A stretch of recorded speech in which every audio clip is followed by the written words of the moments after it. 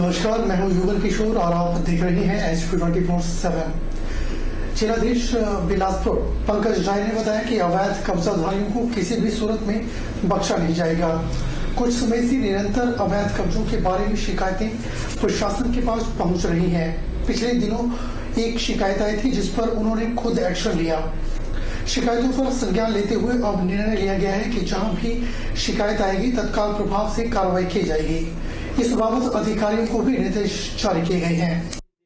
बिलासपुर जिला उपायुक्त पंकज राय ने बताया कि जिला में CSR के माध्यम से हाई मास्ट लाइटें लगाई जाएंगी। इसके अलावा सार्वजनिक जगहों पर वाटर ATM स्थापित किए जाएंगे। इन दोनों कार्यों को लेकर कवायद शुरू हो चुकी है। शुक्रवार को पत्रकारों से अनौपचारिक बातचीत करते हुए बिलासपुर जिला उपायुक्त पंकज राय ने बताया कि हाई मास्ट लाइटें लगाए जाने के लिए हाल ही में निर्णय लिया गया है। ये लाइटें लुहनू मैदान, कॉलेज चौक, नौनी चौक और खागस चौक पर लगाई जाएंगी। वाटर ATM स्थापित करने को लेकर भी विस्तार से योजना तैयार की गई है। इसके लिए स्पोर्ट्स कॉम्प्लेक्स लुहनू, उपायुक्त कार्यालय और एम्स को चिन्हित किया गया है। उपायुक्त कार्यालय में 2 वाटर ATM स्थापित किए जाएंगे। इससे पहले क्षेत्रीय अस्पताल बिलासपुर में एक वाटर ATM लगाया जा चुका है। अवैध निर्माण की जो कंप्लेंट्स है वो लगातार आ रही हैं और लगभग 8 महीने से हम प्रेस के माध्यम से भी, आपके माध्यम से भी लोगों को सचेत कर रहे हैं कि वो अवैध निर्माण ना करें और प्रॉपर परमिशन लेके निर्माण करें। लेकिन हो ये रहा है कि जब वीकेंड्स आते हैं, सैटरडे संडे, तो लोग जो हैं वो रात के समय में अवैध निर्माण शुरू करते हैं। ऐसी कंप्लेंट भी आई थी रिसेंटली और उसमें मैं खुद भी गया था, तो जाके हमने काम को रुकवाया था। तो मैं आपके माध्यम से जो यहाँ की जनता है उनसे आग्रह करूंगा कि जो भी आपने निर्माण करना है उसको एज पर नॉर्म्स करें और प्रॉपर परमिशन लेके करें। मैं CSR के माध्यम से कुछ बैंकों से रिक्वेस्ट की थी और बैंक जो है उन्होंने हमारी रिक्वेस्ट को एग्री कर लिया। कुछ हम वाटर ATM भी लगा रहे हैं लुहनू ग्राउंड में, DC ऑफिस में, एम्स में। आपने देखा होगा एक हम ऑलरेडी हॉस्पिटल में भी लगा चुके हैं। जहां भी पब्लिक प्लेसेस हैं ताकि वाटर क्वालिटी लोगों को मिले, तो हमें वाटर ATM लगा रहे हैं। साथ साथ में जो कुछ हमारे क्रिटिकल जंक्शंस हैं वहां पे हम हाई मास्ट लाइट लगा रहे हैं, जो कि CSR के माध्यम से बैंक्स के थ्रू लगे। खुमारी में भी आयोजित होने वाला जिला स्तरीय ग्रीष्मोत्सव 5 से 9 अप्रैल तक मनाया जाएगा। उसकी तैयारियों को लेकर एक बैठक का आयोजन किया गया, जिसकी अध्यक्षता मेला कमेटी के अध्यक्ष SDM राजीव ठाकुर के द्वारा की गई और विशेष अतिथि के रूप में मंत्री राजेंद्र गर्ग ने बैठक में शिरकत की।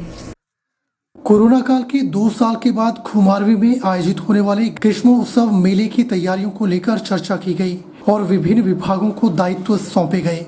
हर बार की तरह इस बार भी शोभा यात्रा शिव मंदिर से ही सुबह 11 बजे चलेगी। मेले के दौरान पानी उपलब्ध करवाना जल शक्ति विभाग को सौंपा गया है और बिजली की व्यवस्था बिजली बोर्ड के अधिकारी संभालेंगे।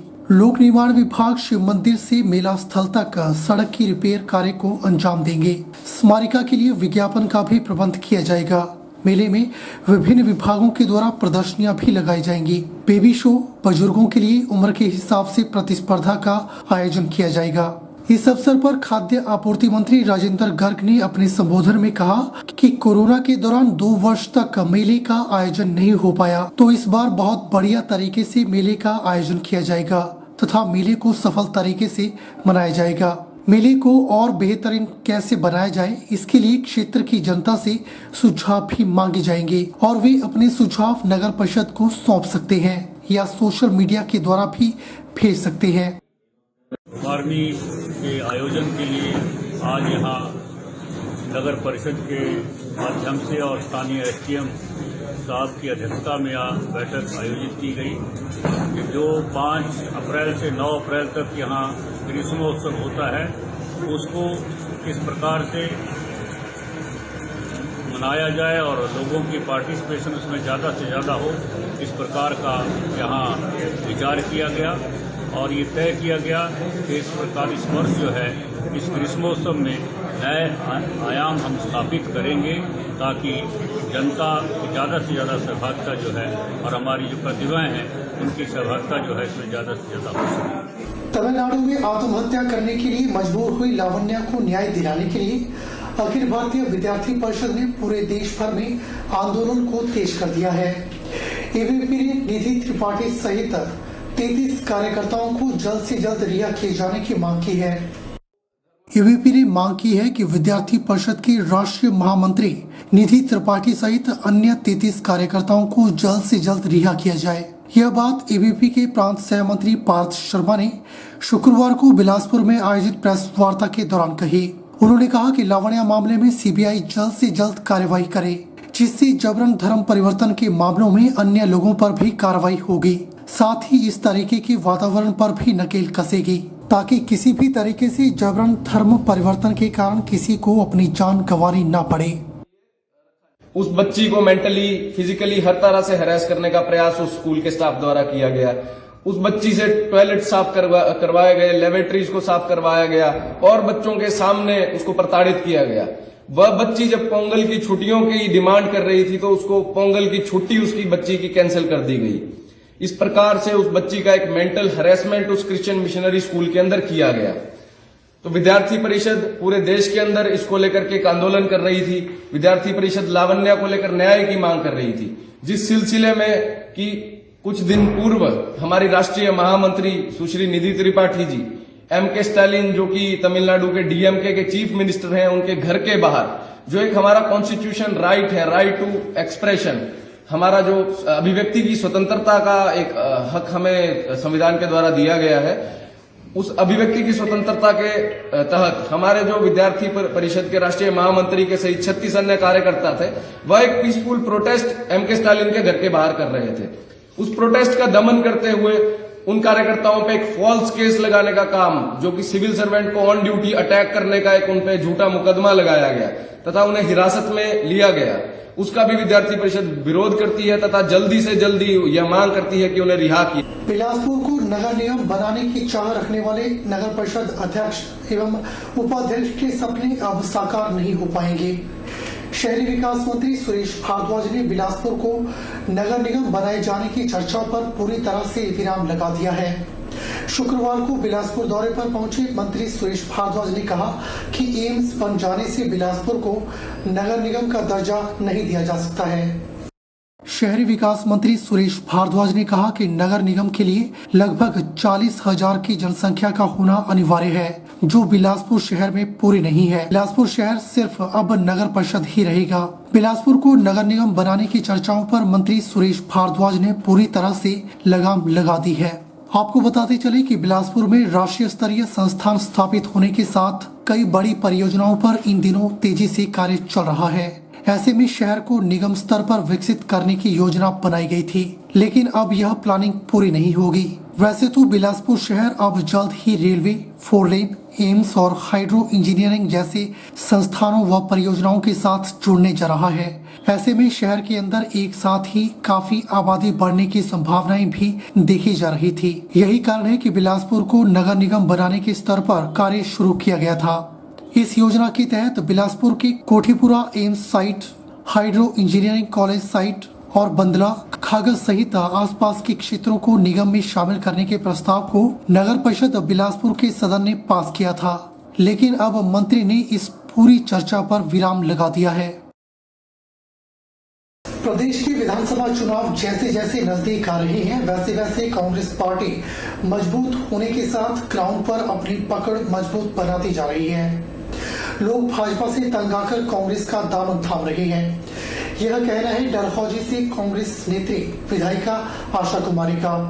उन्होंने कहा कि ये लोग भाजपा में अपने आप को ठगा सा महसूस कर रहे हैं।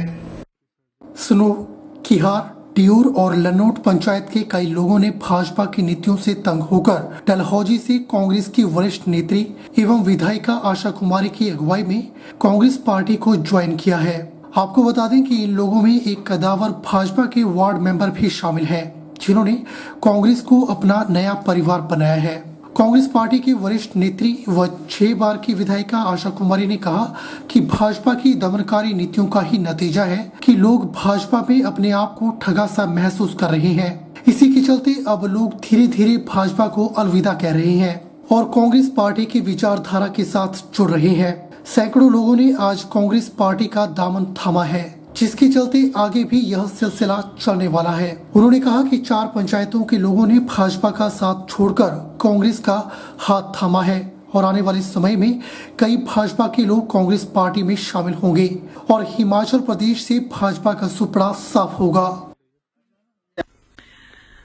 आज हमारे जो सलूनी तहसील के लोग हैं, मुख्यतः स्नू पंचायत से और क्यार से, ड्यूर से, लनोट से, इन जगहों से मुख्यतः कुछ वार्ड मेंबर और अन्य लोग भारतीय जनता पार्टी को छोड़ के कांग्रेस में शामिल हुए हैं। निश्चित तौर पे जो भारतीय जनता पार्टी की गलत नीतियां हैं, उनकी वजह से लोग भारतीय जनता पार्टी को छोड़ के वापस तरक्की के रास्ते पे आने को, वापस एक ऐसी सरकार लाने को जो लोगों के बारे में चिंतित हो, जो महंगाई कम करे, जो बेरोजगारी कम करे, इस वजह से मैं देख रही हूं कि भारी संख्या में चुनाव क्षेत्रों में, हमारे चुनाव क्षेत्र में भी और हिमाचल प्रदेश के अन्य चुनाव क्षेत्रों में भी लोग जो हैं कांग्रेस का दामन थाम रहे हैं। वल्लभ महाविद्यालय मंडी में एनसीसी प्रशिक्षण में उत्कृष्ट प्रदर्शन करने वाले कैडेट्स के लिए पद अलंकरण समारोह का आयोजन किया गया। समारोह में कॉलेज प्राचार्य डॉक्टर वाईपी शर्मा ने बतौर मुख्य अतिथि शिरकत की। उन्होंने कैडेट्स को अलंकृत किया। वल्लभ महाविद्यालय मंडी में एनसीसी प्रशिक्षण में उत्कृष्ट प्रदर्शन करने वाले कैडेटों के लिए पद अलंकरण समारोह का आयोजन किया गया। कॉलेज प्राचार्य डॉक्टर वाईपी शर्मा ने वर्ष 2021-22 के एनसीसी सैन्य प्रशिक्षण में उत्कृष्ट प्रदर्शन करने पर NCC air wing cadet Ajay Kumar को पदोन्नत कर कैडेट वारंट ऑफिसर के रैंक, कैडेट पंकज कुमार को कारपोरल के पद पर और कैडेट निकिता ठाकुर को कारपोरल के पद पर पदोन्नत किया। वहीं समारोह में गणतंत्र दिवस परेड दिल्ली में उत्कृष्ट प्रदर्शन करने वाले कैडेटों को स्मृति चिन्ह भेंट किए गए। इस अवसर पर प्राचार्य डॉक्टर वाईपी शर्मा ने कहा कि एनसीसी कैडेटों ने राष्ट्रीय और अंतर्राष्ट्रीय स्तर पर महाविद्यालय का नाम रोशन किया है। जिस तरह से कैडेटों ने आरडी परेड दिल्ली में कॉलेज का प्रतिनिधित्व किया, यह संस्थान के लिए गौरव का विषय है। First of all, I would like to congratulate the different cadets for participating in Republic Day parade। एक हमारे लिए तो ड्रीम ही है। टीवी पर ही देखिए परेड को, आप लोगों ने वहाँ पर जाकर इसमें पार्टिसिपेट किया। I feel it is a great achievement and in life you will remember it. Throughout life it will be a memorable event. And other cadets sitting out here, they will also take a leaf out of their books. वो भी इसको follow करेंगे और future में कोशिश करेंगे कि वहाँ तक पहुँचना उन्होंने भी है। बाकी जैसे रैंक रेजिंग सेरेमनी है, रैंक लगता है तो मुझे लगता है कि एक अचीवमेंट तो है ही है, एक साथ में एक एडिशनल रिस्पॉन्सिबिलिटी भी होती है, एडिशनल एक आपको एनर्जी लगाने की भी ज़रूरत होती है।